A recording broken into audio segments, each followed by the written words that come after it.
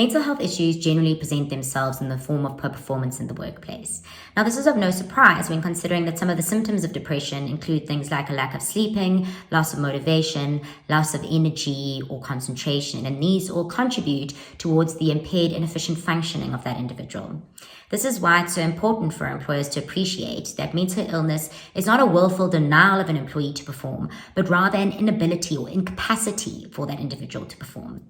This is because the underlying cause of that individual's poor performance is a mental health issue and not as a result of lack of skill, training, or understanding. And this is why such occurrences must be treated as a form of ill health and incapacity and not as a result of poor performance. To do otherwise would result in unfair conduct by the employer. When dealing with incapacity, an employer must attempt to reasonably accommodate an employee's disability and further eliminate work-related stresses.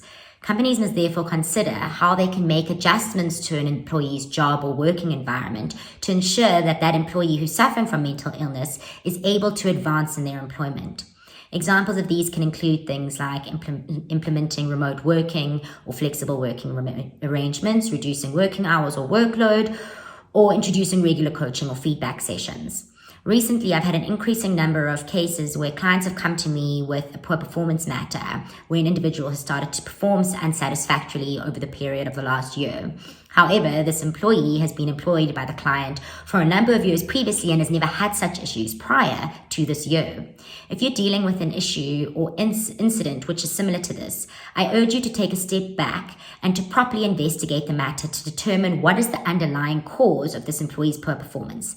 Is this genuinely a poor performance issue, or may this be as a result of an underlying mental health issue, in which case you then need to follow an incapacity route?